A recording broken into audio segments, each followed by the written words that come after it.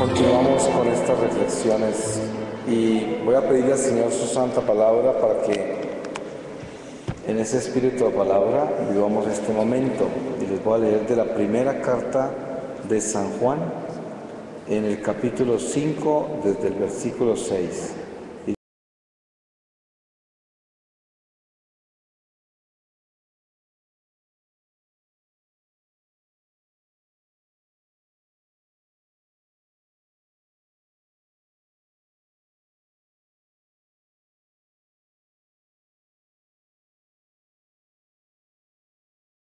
Dice así: Este es el que vino por el agua y por la sangre, Jesucristo, no solamente con el agua, sino con el agua y con la sangre. Y es el Espíritu quien da testimonio, porque el Espíritu es la verdad, pues son tres los que dan testimonio: el Espíritu, el agua y la sangre. Y los tres coinciden en lo mismo. Si aceptamos el testimonio de los hombres, mayor es el testimonio de Dios. En esto consiste el testimonio de Dios, en que ha dado testimonio de su Hijo. El que cree en el Hijo de Dios lleva en sí mismo el testimonio. El que no cree a Dios le hace mentiroso, porque no cree en el testimonio que Dios ha dado de su Hijo. Y este es el testimonio, que Dios nos ha dado la vida eterna, y esta vida está en su Hijo. Quien tiene al Hijo de Dios tiene la vida. Quien no tiene al Hijo tampoco tiene la vida. Os escribo estas cosas a los que creéis en el nombre del Hijo de Dios, para que sepáis que tenéis vida eterna. Esta es la confianza que tenemos en Él. Si le pedimos algo según su voluntad, nos escucha. Y puesto que sabemos que nos va a escuchar en todo lo que pidamos, sabemos que tenemos ya lo que hemos pedido. Si alguno ve que su hermano comete un pecado que nos lleva a la muerte, que pida y le dará la vida. Esto para quienes cometen un pecado que nos lleva a la muerte, pues hay un pecado que lleva a la muerte. De este no hablo al decir que se ruegue. Toda injusticia es pecado, pero hay pecados que nos llevan a la muerte. Sabemos que todo el que ha nacido de Dios no peca, sino que el nacido de Dios le guarda, y el maligno no le alcanza. Sabemos que somos de Dios, mientras que el mundo entero yace en poder del maligno. Pero también sabemos que el Hijo de Dios ha venido y nos ha dado la inteligencia para que conozcamos al verdadero. Y nosotros estamos en el verdadero, en su Hijo Jesucristo. Este es el Dios verdadero y la vida eterna. Hijos, estad prevenidos contra los ídolos. Palabra de Dios. Pues voy a hacer una reflexión sobre la sangre. Esta tarde yo, al terminar en la última reflexión, voy a compartir mi testimonio de conversión. No lo hice esta mañana al principio porque queríamos dar la oportunidad de que viniera más gente y por eso lo trasladamos para por la tarde. Pero voy a hablar sobre la sangre. Nosotros como católicos escuchamos muchísimo sobre la sangre del Señor y algunos tienen ideas de cómo es la espiritualidad de la sangre. Y también nosotros, por pura unción divina en el bautismo y con todos los sacramentos que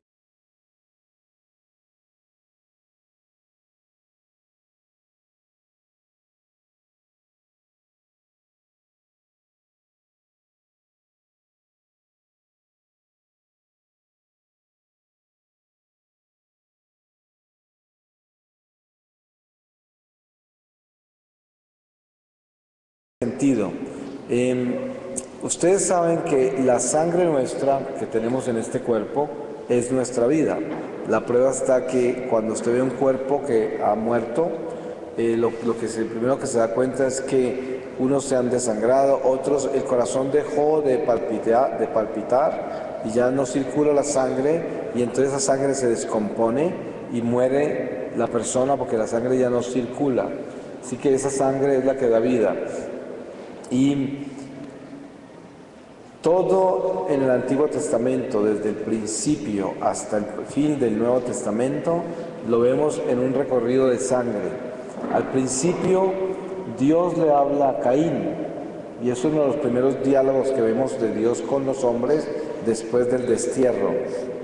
Y le dice: ¿dónde está tu hermano Abel. Su sangre clama por justicia desde el vientre de la tierra. Y ahí habla Dios de la sangre del hermano de Caín. Y le está prácticamente cobrando con esa sangre a Caín el asesinato, el haber derramado la sangre de su hermano. Y por esa razón lo destierra.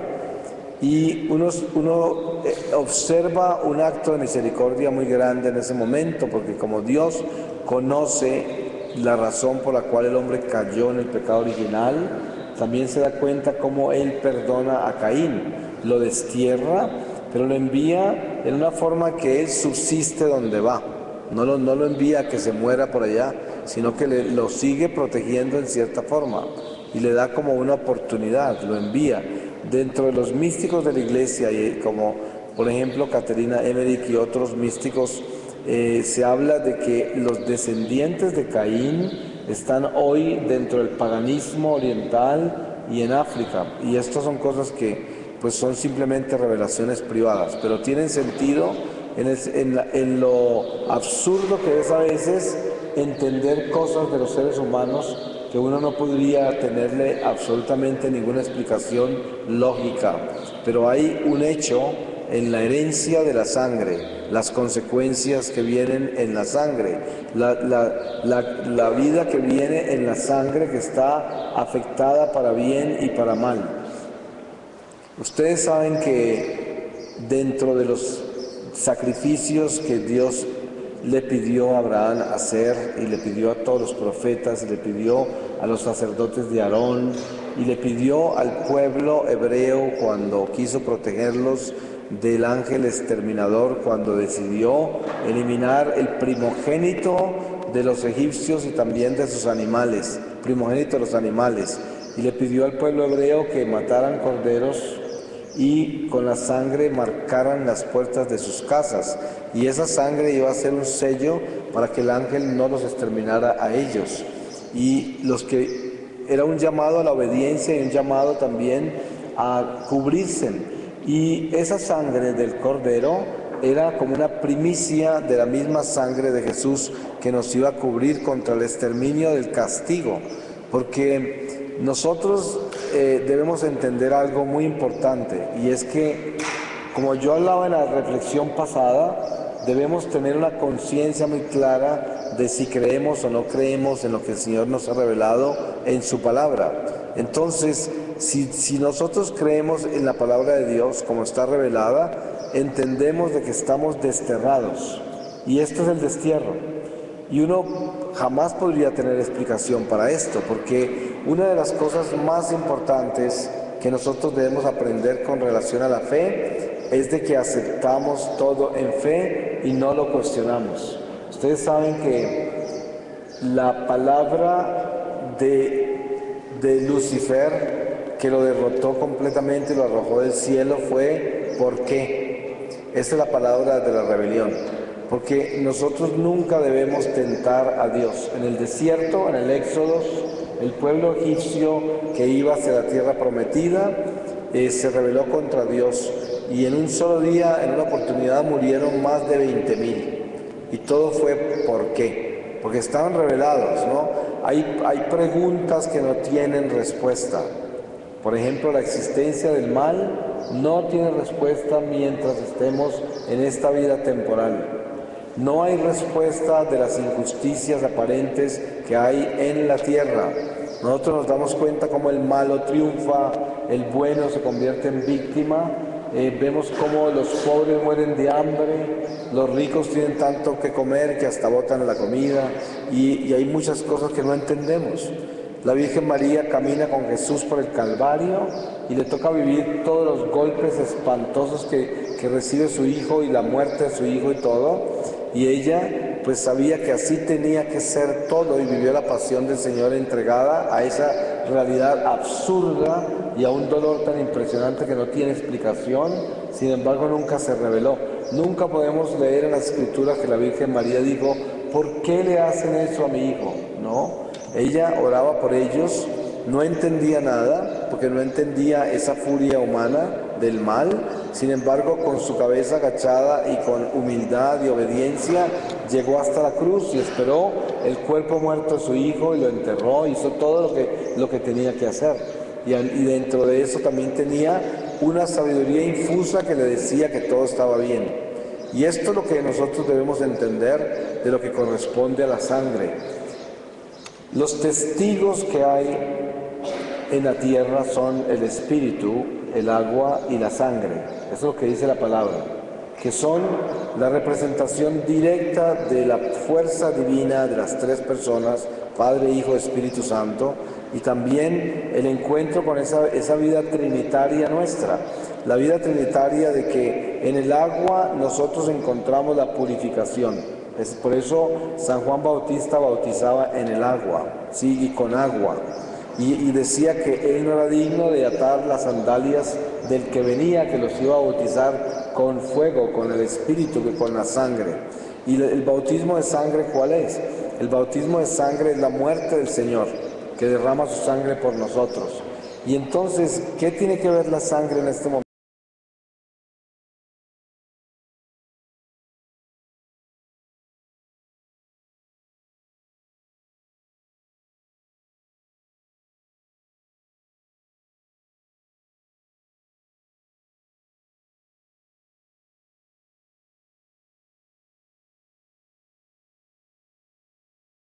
Si nosotros somos cristianos, eso quiere decir que estamos crucificados con Él.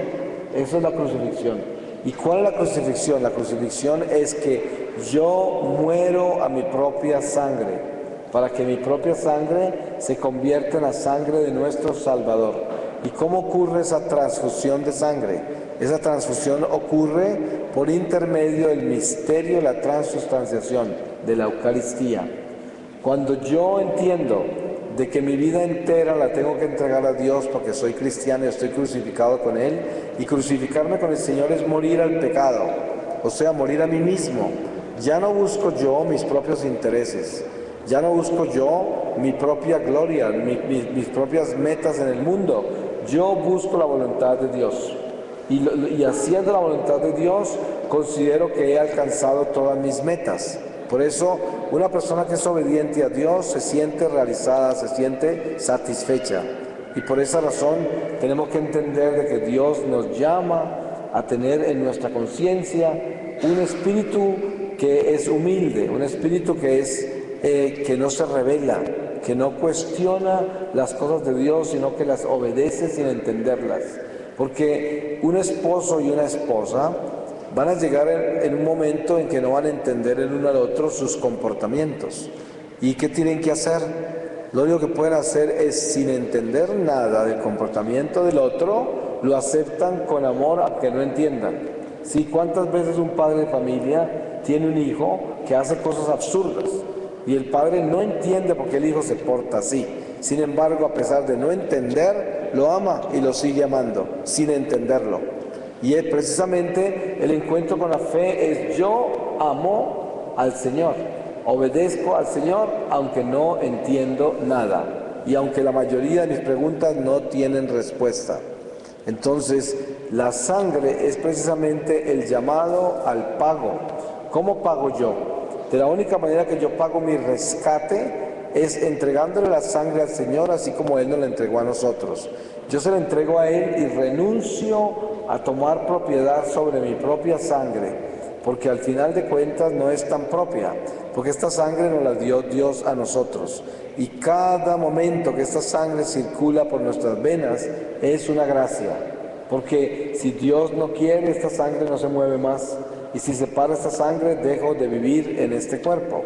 Y por eso el Señor, cuando nos crea, nos otorga un número exacto de días en este cuerpo, porque es la gestación del alma, la cual es un misterio.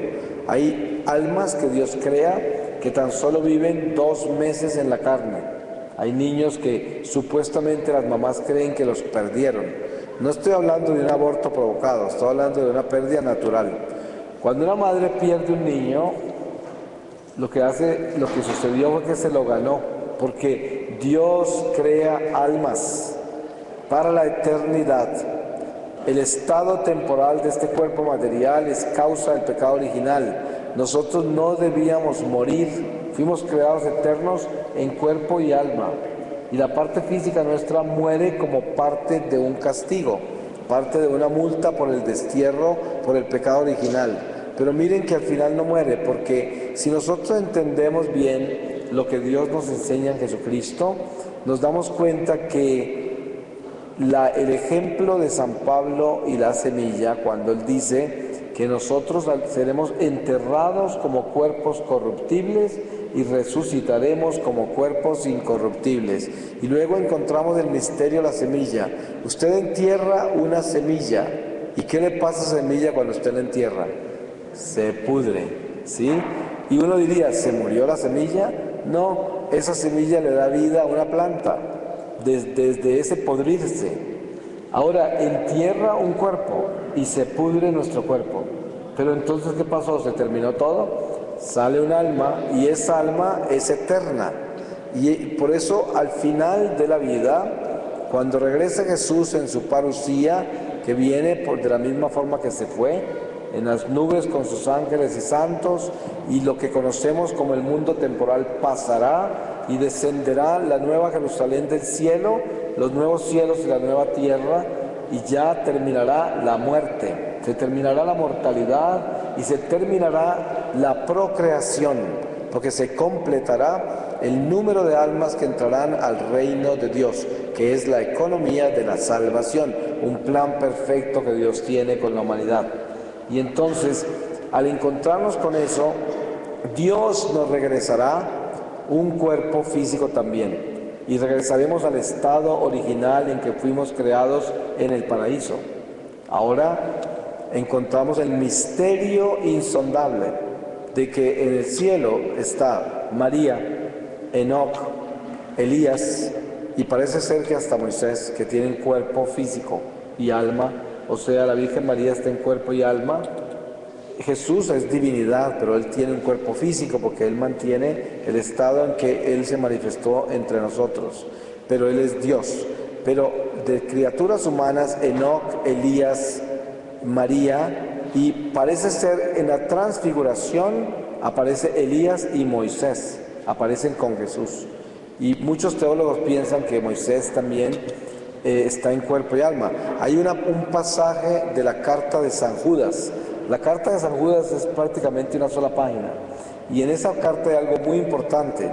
Él dice que Miguel, el arcángel San Miguel, se peleó con Satanás, el cuerpo de Moisés.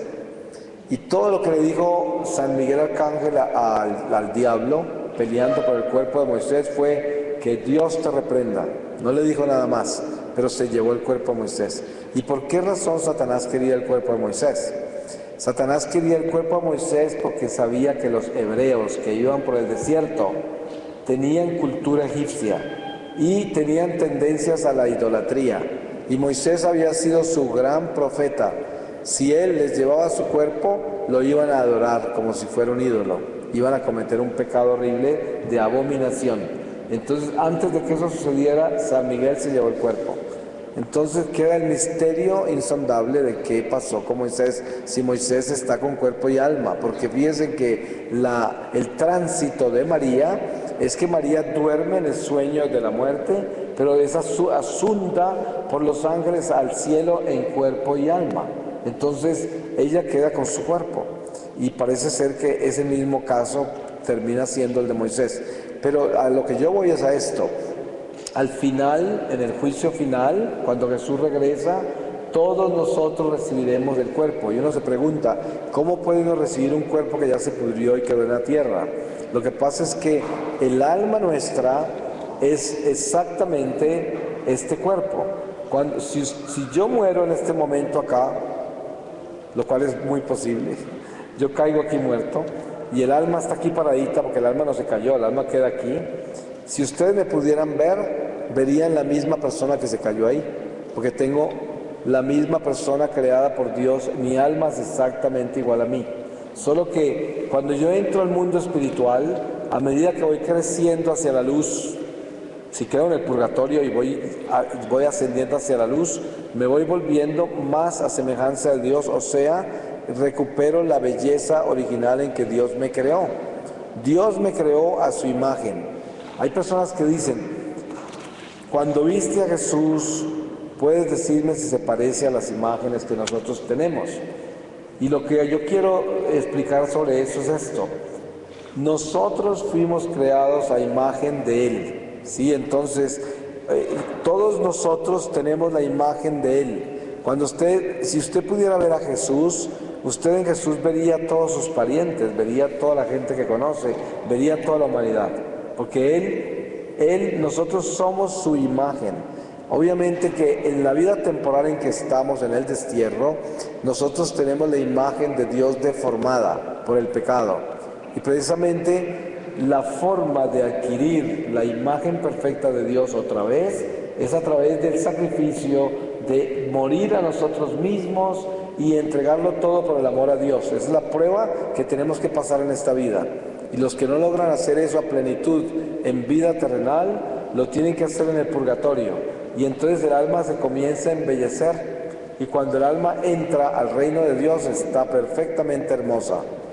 No tiene edad, por lo tanto es un alma eterna, es un alma que vive en la plenitud de la hermosura y tiene la plena semejanza a Dios. Ustedes ya se podrán imaginar la diferencia tan grande entre el estado en que estamos y el estado en que llegaremos. Pero si usted entra al cielo, instantáneamente reconocerá a todas las personas que ha conocido en la tierra que estén en el cielo.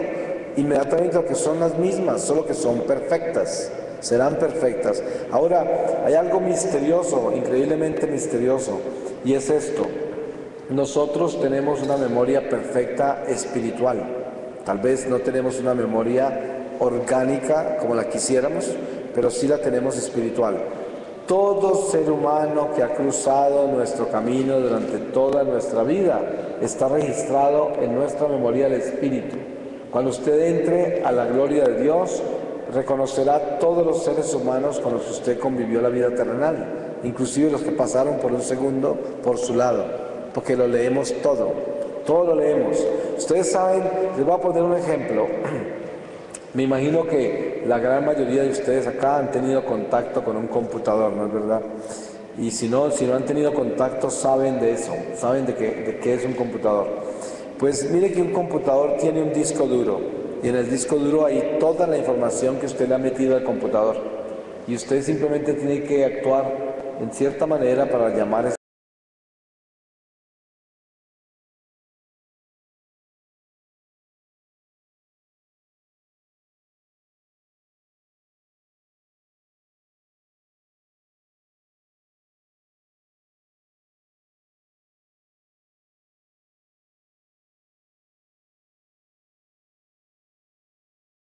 computador, que es instantáneo. Usted le hace así y le aparece lo que quiera, en un segundo le aparece.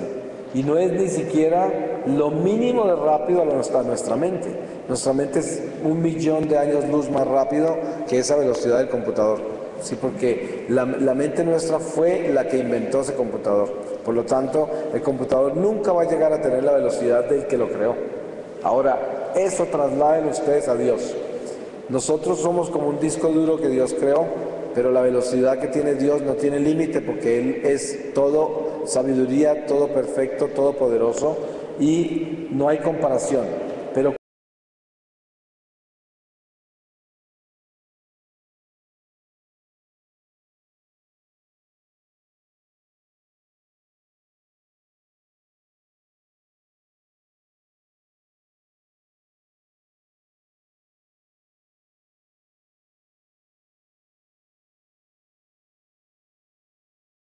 hoy lo que estamos reflexionando en este momento sobre la sangre es que este cuerpo es un instrumento que es el principio de una jornada eterna que nunca terminará. Pero este cuerpo es como la plataforma de lanzamientos del alma.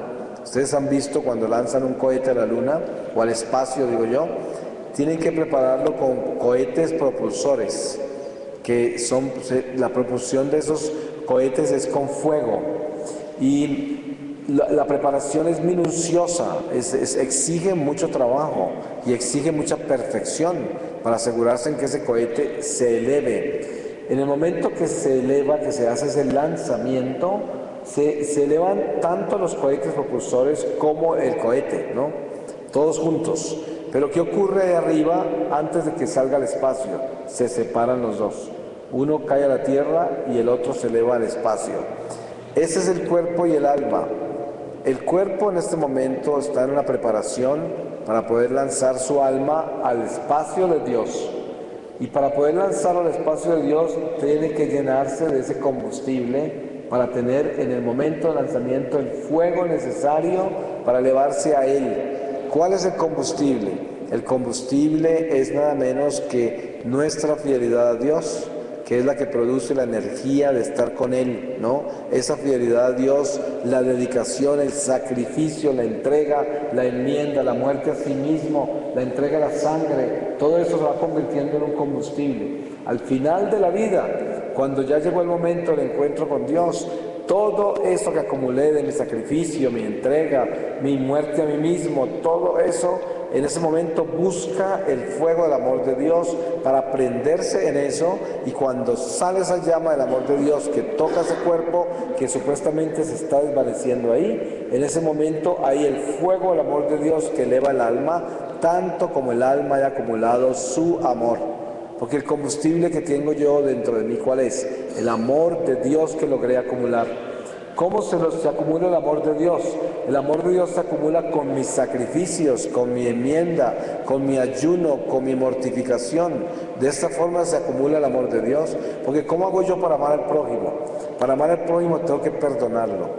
Porque el prójimo no se puede amar si yo no le perdono. El prójimo es imperfecto.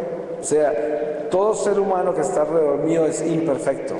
Y va a llegar un momento en que hay cosas que no me gustan del prójimo. ¿Y qué tengo que hacer? Perdonarlo completamente, ¿no? Entonces yo tengo que entender de que eso es demasiado importante, el reconciliarme. Cada vez que me reconcilio me lleno de Dios. Porque lo más difícil que hay es amar al prójimo incondicionalmente. Miren ustedes entre esposos, los esposos tienen que perdonarse en todo el día, a toda hora, porque si no se van a terminar matando, porque hay tanta cosa que no van a aceptar los unos de los otros. Los padres con los hijos, ¿cuánto no tienen que perdonarle a los hijos y los hijos a los padres? Porque es imperfección y defecto tras defecto durante toda la vida. Y esto precisamente, ese sacrificio y ese amor de perdonarnos nos llena de Dios. Cada que yo perdono a mi prójimo me lleno de Dios. Porque ¿qué estoy haciendo? Estoy muriendo a mi exigencia, muriendo a mi capacidad de seleccionar las cosas que me apetecen y de la forma que yo las concibo para mi vida, para que me beneficien. Y sacrifico todo eso. Y digo, no importa que me incomode tanto, no importa que sufra tanto, no importa que no sea como yo quiero, pero lo acepto así como es, aunque es imperfecto. Y aunque me hace pasar mal, aunque me hace sufrir, aunque me incomoda, lo acepto así. Ese es el momento en que Dios entra en nuestro corazón. Esa es la forma de recoger el amor de Dios. Esa es la forma de llenarnos del combustible que nos va a elevar al final de esta vida hacia el espacio de Dios. Eso es la forma de uno preparar ese momento de lanzamiento para que el fuego de Dios tenga la suficiente energía para llevarnos afuera. Porque miren, al morir nosotros, el alma sale del cuerpo y se va hacia Dios tanto como haya amado. Tanto como haya amado. Ese es el vuelo del alma. Si usted muriera en este momento, piense cuánto avanzaría hacia Dios. Porque usted avanza con el combustible del amor que acumuló, que es el amor que dio, el amor que le dio al prójimo. Por eso se dice que los sacramentos santifican. Si usted tiene como sacramento su matrimonio y esa es su vocación, entonces Dios le da la oportunidad de que usted se purifique amando a su familia. Yo a veces encuentro en mis conferencias, en algunos retiros, una señora que llega con un niño de brazos, 3 niños al lado, y me dice, ¿usted me podría ayudar cómo descubrir la voluntad de Dios? ¿Cómo hago yo para saber qué quiere Dios en mi vida? Y yo le digo, señora, mire lo que lleva en sus brazos y mire los niños que tiene al lado. ¿Qué cree usted que el Señor quiere de usted en su vida? Que le cuide esos niños, que le eduque a esos niños, que ame a esos niños y que se los lleve a Él siempre y que se los dé a Él. Eso es lo que quiere Dios de usted, que sea una buena madre, que sea una buena esposa, que sea una persona de Dios y que le dedique su vida al Señor con sus hijos. Y a través de esos hijos se va a purificar. Porque ¿cómo aprender a amar a Dios? Amando bien a sus hijos y a su esposo. ¿Cómo aprender a Dios? Dedicándose con sacrificio a hacer eso que Dios le confió. ¿Cómo va a buscar la voluntad en otro lado cuando la voluntad de Dios es que sea madre, que sea esposa, que tenga amor, que tenga paciencia, tolerancia, compasión, caridad y que sea ejemplo, que sea una lámpara de luz para esas personas que le entregó, que le confió? ¿Y cuántas veces no ocurren otras cosas? Hay personas que tienen otras vocaciones o personas que tienen dos vidas como la mía. Yo fui esposo, fui padre de familia, todo eso pasó ya. Mi esposa murió, mis hijos son grandes ya y están independientes y no dependen de mí económicamente, son mis hijos y siempre los amaré, pero ya son personas hechas y derechas como dicen, y el Señor me dio una segunda vida. Ahora me dio esta vocación de misionero, ahora soy misionero, vivo para el Señor y para la iglesia y es lo que hago todo el tiempo. Entonces, ¿cuál es la voluntad de Dios en mi vida hoy? Que yo haga lo que Él me llamó a hacer ahora, porque lo otro ya lo hice. No fui el mejor esposo ni el mejor padre, porque todos los días me lamento de eso, de todas las cosas que dejé de hacer que pude haber hecho, y yo pienso que ese es el lamento de todo padre de familia, de que nunca hizo lo suficiente por sus hijos. Y yo pienso que el padre de familia que cree que ha sido el mejor con sus hijos está equivocado, porque sería absurdo de soberbio pensar que uno ha hecho las cosas perfectas cuando nosotros somos imperfectos. Lo primero que uno tiene que aceptar es ser humilde y darnos cuenta de la miseria humana que llevamos. Porque en qué momento puedo ir como halagarme de que yo hice todo bien. No puedo hacer eso, porque precisamente el Evangelio nos enseña de que nosotros somos siervos inútiles, y todo lo que hacemos lo hacemos solo por gracia de Dios, nada más. Un ejemplo, ¿ustedes qué creen que por qué estamos aquí en este templo hoy? O sea, sería que nosotros con nuestra gran voluntad humana nos vinimos para acá. El Espíritu nos trajo. Obviamente que nosotros tuvimos que aceptar ese impulso del Espíritu que nos inspiró a llegar acá. Pero el Espíritu fue el fuego que nos trajo acá. Ahora yo, a medida que me ejercito más en la fe, a medida que crece más mi vida de oración, a medida que vivo una vida más sacramental, soy más dócil al Espíritu. Y el Espíritu termina llevándome a todos los sitios donde debo ir, ¿no? Porque el Espíritu ya puede influenciar mi vida en el camino que Dios quiere que yo camine. Y esa docilidad solo se gana con la dedicación a Dios, con la vida de oración, con los sacramentos, porque nos ablandan el corazón y nos quitan la soberbia y la rebelión. Y entonces caminamos con el Espíritu. Pero es gracia. Entonces eso tenemos que tenerlo muy claro, de que es gracia que estemos acá, en este momento. Y debemos aceptar eso desde el fondo de nuestra alma para que seamos sencillos y humildes. Y entonces yo nunca puedo decir que yo he hecho lo suficiente, jamás puedo decir eso, porque el estado natural mío es: Señor, en esta imperfección mía te amo porque sé que te glorificas en mi miseria, pero ¿qué sería de mí sin tu misericordia?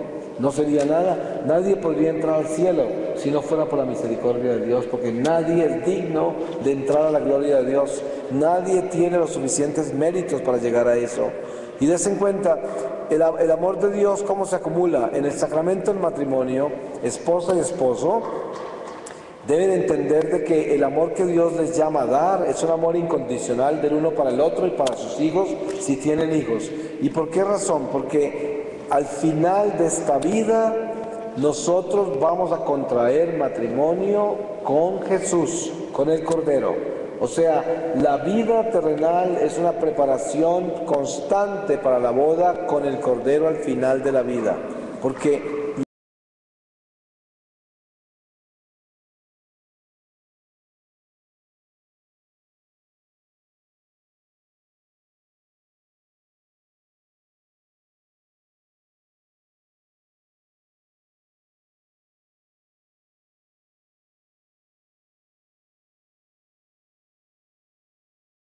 esa misma alma que se une al Cordero, en esa boda. Y esa es la preparación nuestra en la vida terrenal, para casarnos con el Señor. ¿Y cómo nos ejercitamos? En el matrimonio, en el sacerdocio, en la vida religiosa, en la vida de castidad de aquellos que se entregan a Dios y ni se casan, ni son sacerdotes, ni religiosos, pero viven una vida casta y dedicada a Dios y ejercen su profesión cualquiera que sea, pero viven para Dios. Y todo esto es una preparación para casarnos con el Señor al final de esta vida. Por eso es que la responsabilidad tan grande que tiene el sacerdote o el consagrado es enorme por esto, porque ellos ya, por los votos que hicieron, se casaron en vida terrenal con el Cordero. O sea, hicieron algo que todos nosotros haremos solamente en el momento de la muerte. Y ellos lo hicieron desde vida. Entonces, de por sí tienen una batalla espiritual increíble contra el diablo, porque para el diablo es una pesadilla increíble que haya una persona que en vida natural, siendo imperfecto, tenga un matrimonio perfecto. O sea, se haya casado con la perfección. Esto es algo muy difícil. Muchísimos consagrados hoy, tanto en el sacerdocio como en la vida religiosa, no tienen idea de lo que hicieron.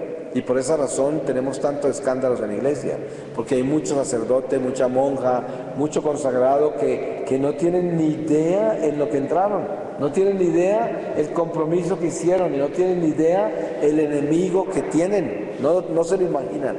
En mi experiencia de Dios yo descubrí algo que al mismo tiempo de que es doloroso, es muy hermoso, y es esto: el diablo tiene su ejército. El ejército más bajo del diablo son las almas malditas, o sea, los seres humanos condenados, seres humanos demonizados. Esos somos los soldados rasos del diablo. Ahora, las jerarquías demoníacas están formadas por ángeles que cayeron del cielo, que se llaman los espíritus del mal, que cayeron del cielo, que nunca fueron seres humanos.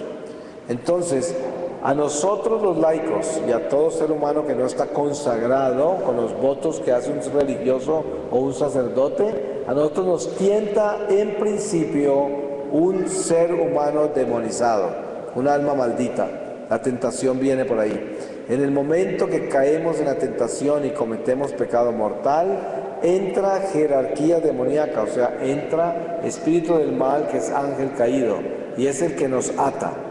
Y esas almas malditas que nos tentaron y triunfaron en tumbarnos quedan como esclavas de nuestra alma y deben estar constantemente encendiendo el fuego del pecado alrededor de esos caídos para que no se salgan de las cadenas que tienen al diablo. Esa es una batalla espiritual. Por eso es que el sacramento de la confesión es un don tan maravilloso, porque quedamos desatados del mal al que estábamos atados por el pecado mortal. Y solo la Iglesia tiene el poder de desatar.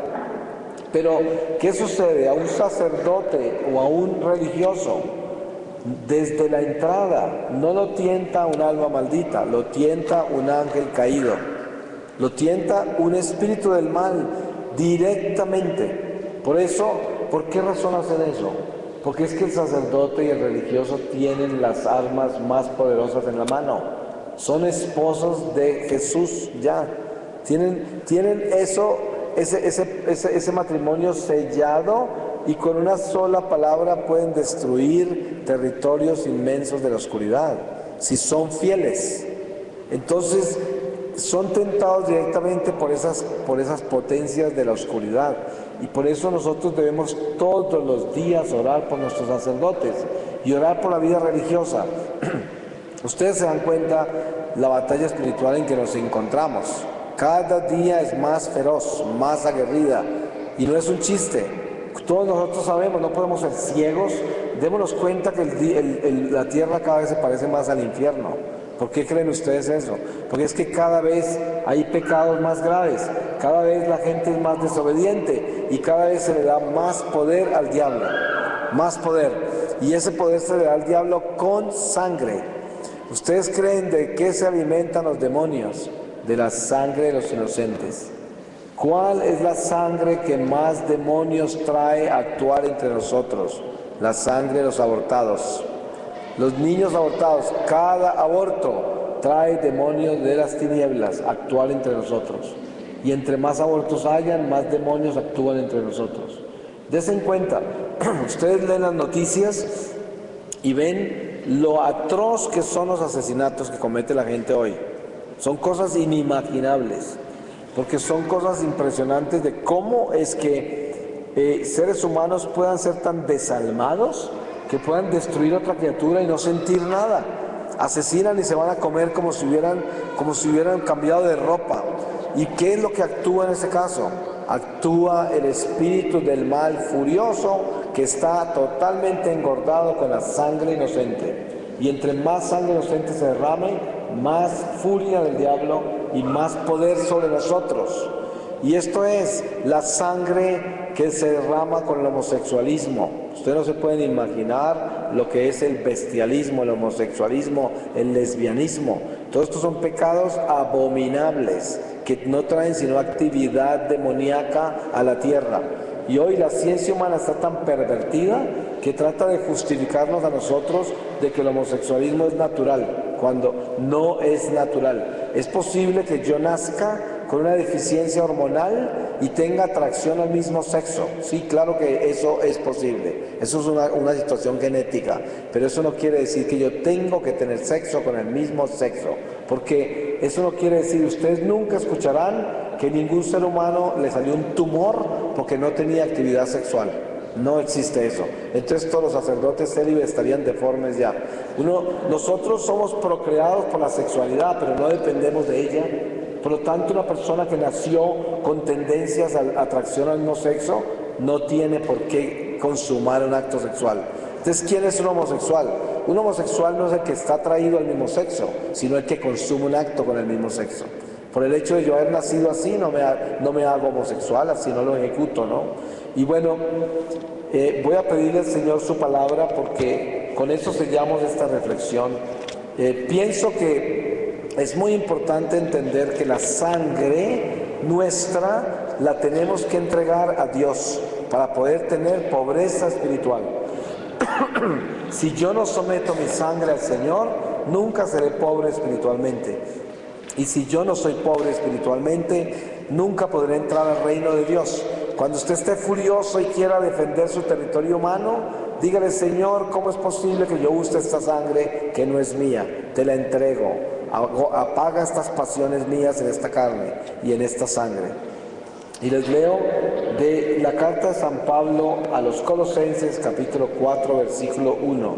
Dice: Amaos, dad a vuestros siervos lo que es justo y equitativo, sabiendo que también vosotros tenéis un amo en el cielo. Perseverad en la oración, velando en ella con acciones de gracias. Orad al mismo tiempo por nosotros, para que Dios nos abra una puerta a la predicación y podamos hablar del misterio de Cristo, por